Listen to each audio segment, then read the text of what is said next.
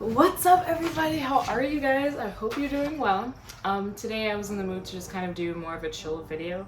I actually already recorded this, but I didn't like the way it came out, so we're re-recording it. I feel better today anyway. It's not as hot. It's been so hot this summer, right? Anyways, this will be a female solo traveler, first time beginner. That's a long title. Take a couple of those words and put them together, but like make it shorter. It's a tip video for everybody going on their first trip, and you would just like some better insight from somebody who's gone on a solo female trip before. It was great. It was amazing. I went to Bali 2 years ago by myself. It was my first time ever leaving the continent. It was also my first time ever truly traveling by myself and arriving and getting there by myself. So a little reckless of a destination for your first trip. But I wanted to go and nobody would go with me, so I was like, okay, I'm just gonna go by myself. So yeah, I have 10 tips plus a little bonus on here, and if you like this and you enjoy it, please do like, subscribe. It helps me a lot, it keeps me motivated, and I don't like intros like that, so let's jump into it. Tip number 1 is to have more than one source of income on you. Great tip. I did follow this on my trip. I would suggest that you have at least maybe 2 cards. Make sure you have some cash. Have more than 2 cards if you can, actually. Have like maybe 2 credit cards and 1 debit card and some cash on you that you can move between all the places. Great tip to have. I ended up going to the Gili Islands, and on those islands they had ATMs, but a lot of the times they were broken. Even when they weren't broken, only one of my cards would work. The other card didn't work. I didn't freak out too much because I did divide all of my money between the 2 cards, but if I didn't have to, if I just had the one MasterCard that didn't end up working, I would have been screwed. So just so you guys know, Visa is accepted pretty universally. MasterCard is usually accepted universally. It's just that one card for some reason just didn't work. So yeah, I would definitely suggest having more than one source of income on you. You don't want to be in a scenario where that is the only way that you're able to get money and you can't get your money out even though it's on your card. So good tip number 1. Tip number 2 is to bring an extra phone or tablet with you, as well as extras in general. Really good tip again. I would say probably bring, if you have an extra phone just laying around, great. There are a lot of people that have 2 phones. Definitely do that. Bring an extra phone in case one breaks, in case somebody steals one, in case you drop it because you're trying to take pictures on a bridge and your phone slips out of your hand. That literally sucks so bad. That is the worst scenario, especially if you're the type of person like me where your phone in the back has all your cards and your ID on it. Terrible situation. I don't want anybody caught up like that. I want you guys safe and prepared. So it's just a good idea to have like a tablet with you so you can navigate on that and then use your phone separately, or you can bring your phone to navigate and use your tablet separately. Just have more than one electronic, because in the unfortunate case that something does happen and you lose one of those, you will be so grateful that you have a backup. And it will still suck that somebody stole something or that you dropped it, but at least you won't be completely without electronics at all. And then to have extras in general, yes, please bring an extra phone charger in case one breaks or it gets stolen. Again, same sort of situation. Anything that's important, bring an extra if you have it, as long as it doesn't take up too much space in your suitcase or carry-on. Tip number 3 is excellent. Oh my gosh, I started doing this from the moment I was solo traveling, and I love this. I do this all the time. Mark your location to prevent getting lost. You guys, on your Maps app, you can go in, you click your blue circle bubble if you have an iPhone, where you're located, you click on it, or you might hold on it, but I think you just click on it once, and there's an option where it says mark my location. You click mark my location and it will save your places in your Maps app, and then you can go and backtrack everywhere that you have been. This is great for so many reasons. Yes, it's going to help you prevent getting lost. Whenever you're trying to get back to that place, you will just click on the place that's listed, and you can click like directions or give me directions, something like that, and it will take you back to your hotel, to the restaurant you're at, to where you parked your car, if you're hiking. Like, so many incredible uses for this one little tip. I created this on my own. I'm sure a lot of other people do this as well, but I didn't just like steal this from somebody. It's something that I actually use, and it is incredibly useful for me.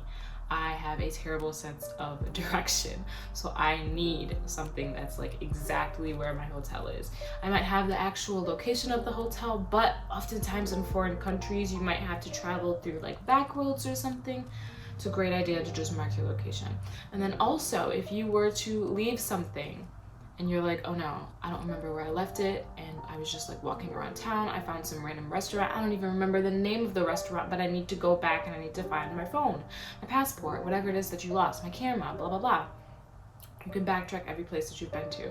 So try and make it a habit. Every time you step into a place and you feel like you're gonna be there for more than a couple of minutes, I would say mark that location. And then if you ever need to backtrack, you can go through all those locations, figure out what you lost, or for whatever reason you might need to backtrack. Really good tip.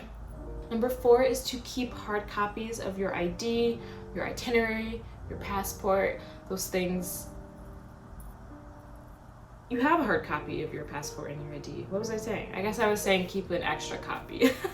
I did not organize this when I wrote it. Anyways, keep extra hard copies of everything that is identification related. You are going to need that in the case that, once again, something gets lost or stolen. You will have a way to get back into your home country or continent, whatever it is. You will just have an extra. It's a really, really good tip. It's good to have a hard copy of your itinerary in general, just so that, you know, let's say you have it on your phone, but your phone dies and you're not going to get to a phone charger for a while, but you need to see where you're headed to next, or the location of your hotel or any of that sort of thing, what time you need to catch your flight. You'll have a nice hard copy of that. And again, the ID and the passport is kind of the same situation. Let's say you leave them both in your hotel in the safe, but you go somewhere and they're requiring that you show your passport or your ID, but you're like, oh, I don't have it on me. Well, if you have a hard copy, you just keep it in your backpack or your purse full time, then you won't have to stress about that. You can say, I don't have it, but I do have a copy of it. And try and make sure it's a color photocopy, because that'll really, really help. With black and white, it can sometimes get a little fuzzy, but color will usually turn out fairly similar to what the real thing looks like. So keep hard copies and keep them on you at all times. Tip number 5 is to book all your hotels in advance. Way in advance. This is a good tip because you'd like to be able to pay for things as early as possible. Now, if you don't have travel insurance, which I highly suggest you guys get travel insurance. Please get travel insurance. You can see the pandemic right now, things are constantly changing and moving around and shifting, and lockdowns are happening in random times, and you don't usually have a lot of time to prepare. That travel insurance will come in handy. I promise you it will. But if you have your hotels booked in advance, it will kind of relieve some of that stress of having to get to the place and figure out where you'd like to stay, and is it going to be sold out, and how much is it going to be, and prices are just going to get higher and higher the closer to your dates that you are. So a really good tip to just go ahead and book those hotels in advance. You don't necessarily have to pay for them in advance. A lot of the times I book through booking.com, and they'll have no prepayment needed options. And also make sure you book refundable. If it's non-refundable, it's going to be really hard to switch that, and obviously you're not going to get your money back. But if it's refundable and it's no prepayment needed, then you can just pay when you get there, but you can assure that you get those prices, those low prices, if you're looking well in advance, which is the tip, to look well in advance. Get those prices locked in. You don't have to pay until you get there, but if you'd like to, then you can. Tip number 6 is to tell reception where you will be and the time frames that you will be gone as well. This is a good tip because you're not going to have... Why do I keep saying this is a good tip? We get it. They're all good tips, okay? Girl, relax. Anyways, you're not going to have anybody that you can trust, really. You're here by yourself, but it is a good idea to keep somebody... Maybe if you can trust somebody, it would be reception at the hotel, right? Somebody that can watch your back. It's not guaranteed that they will remember that you told them that, but it's just a good little insurance policy to just make sure that somebody knows where you will be and when you will be getting back. Because in the case that they do remember, let's say that something happens to you for real and it's midnight and you said that you would be back by 8 p.m. and reception's like, did so-and-so come back? Did anybody see them? No. Oh, it's a female solo traveler. They might call the cops for you. They might go up looking for you, go up to your room. If the cops show up, but then the reception can backtrack and be like, yeah, they said they would be back by 8 p.m. It's now midnight. That's 4 hours not accounted for. You know, they'll be able to look on the cameras. They'll be able to help you out a little bit better. It's better to be safe than sorry. I'd rather tell somebody and not need to tell them, but have them know anyway, than to have needed to tell them something and they don't know anything at all. Also, good tip related to that, I keep saying good tip. Somebody get a count going. How many times did I say good tip in this video? I'd rather have something and not need it than need it and not have it. So if you're thinking, maybe I should pack this one thing, pack it just in case. Tip number 7, speaking of packing, wow, that was perfect transition. Pack a selfie stick / tripod and visit attractions early. This is not safety related, but it's good for taking those photos. And a lot of people are like, how do people that are traveling solo get their photos and their videos? But that's kind of important to us, right?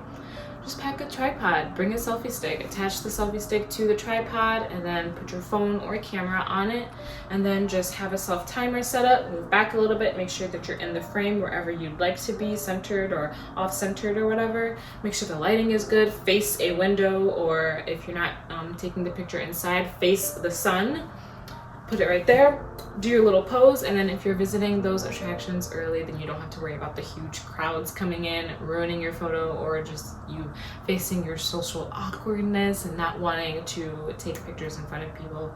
We all get it. Also, just be aware if you are going to set it up somewhere, watch people that are walking by your stuff. You don't want somebody to come by and snatch up your phone or your camera and then run off with it. When you are a solo traveler, especially a female, you are a target.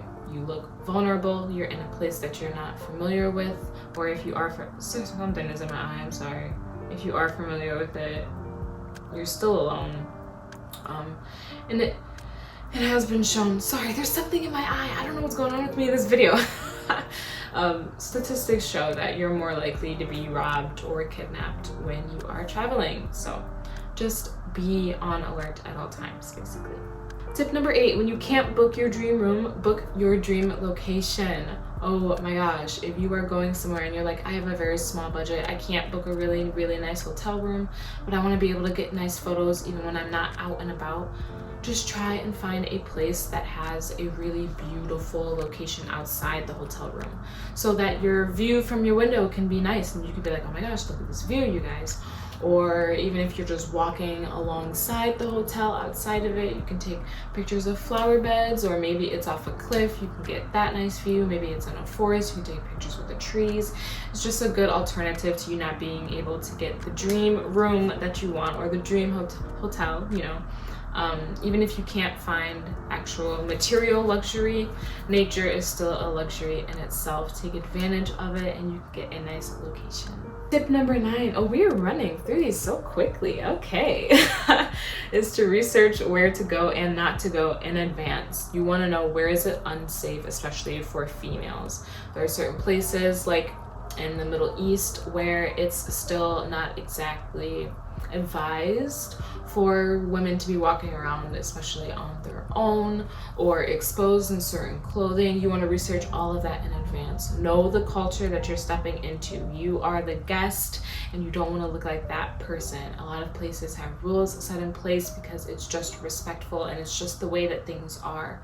Okay, so make sure that you're being safe. There are places even here home in Detroit in Michigan where I'm like, I don't need to be going there by myself. I'm very smart about it, especially when I'm on my own, because nobody's gonna look out for you like you're gonna look out for you. Okay, so just make sure that you're aware if you're exploring in random neighborhoods that the neighborhoods you're exploring in are good neighborhoods. And it takes nothing to, right before you're about to go somewhere, just look up a neighborhood that's nearby you. Go on maps, look at the surrounding neighborhoods, you know, just type them into Google, search, is it safe to go to so-and-so and so-and-so place? If somebody is saying, yeah, it's really safe, and make sure you look at multiple people, then okay, great, go ahead, try your luck. If I were you, I would do it in advance before you even leave for your trip so you know places you can go and you can't go.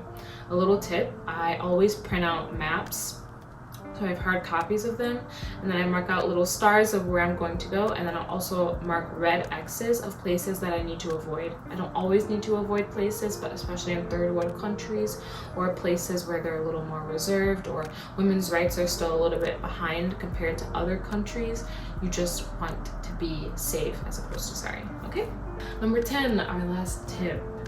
Our most important tip though, do not trust anyone. I don't care who it is. I don't care how much they're claiming that they're also a solo female traveler or also traveling alone, or oh my gosh, my house is so nice, you can come stay with us, or oh my gosh, your hotel looks so nice, can I come stay with you? Do not trust anybody. Don't accept drinks from people unless you go up to the bar and you can see everything that's going on with it. Honestly, if I was by myself in a different country or even a different city, I would not accept a drink from a stranger, period, okay? It's never that deep. I will buy my own drink. Thank you for the gesture, but I'm okay. And then if somebody asks you like, hey, are you here alone? If they see you that you're by yourself, your answer is never going to be, yeah, no, you're not here alone. Actually, your friends are at the hotel. You just wanted to kind of spend some time chilling. You're gonna get back to all of them later on. They ask you what hotel you're staying at, you don't remember the name of it. Sorry, you play dumb, you guys. Don't give people information. Don't give them unsolicited details about yourself, okay? It's none of their business. I can understand you guys wanting to get out and meet new people. That's great, and it's fun, and it's really enjoyable. It's a very, very important part of solo traveling. If you're a person that likes to speak and be around others, or if you're feeling awkward just being by yourself, sure, make friends. But be smart. Always in the back of your mind, know that you don't need to be getting wasted. Please don't get wasted by yourself. Don't trust anybody. Don't invite anybody back to your room. You don't know these people. You don't know their intentions, okay? And somebody could look innocent, but women, really good trap to draw in other women, okay? Because naturally you're going to be a little more trusting towards women than men, right? But that's not always the case. And if somebody wants to grab you and you make any mistakes, not to scare you, but you are going to be grabbable, okay? So just make sure that you don't trust anybody. We don't do that over here, okay? We lie. I know you're not supposed to lie, but in some scenarios it is perfectly fine for you to lie and be like, okay, actually I have to go back to my friends. They're gonna be wondering where I am. They're already texting me. They're blowing up my phone. It was nice meeting you, but I have to go. Good tip. And a bonus. I said it again. I said good tip. I can't be stopped. Somebody please stop me.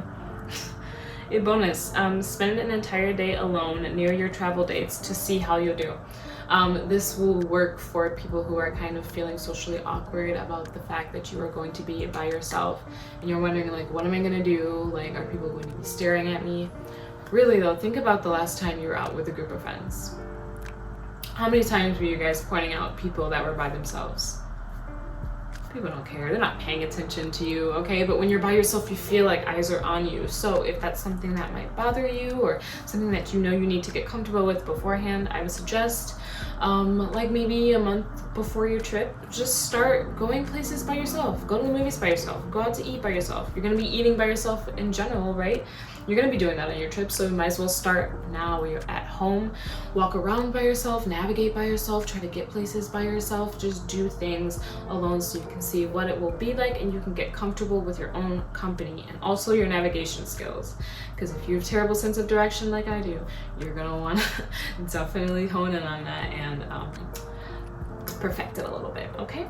So yeah, those are all of my tips for solo female travelers. Congratulations if you're going on a trip. I hope you have the time of your life. I know I enjoyed my Bali trip. It is still to this day the favorite of all the trips that I've been on, and I'm excited to be planning the next trip that I have. If you enjoyed this but you want to see some more, go ahead and leave me a comment, ask for a part 2. If I get enough comments, I will go ahead and make one, and I appreciate you tuning in. Thanks guys, have fun. Bye.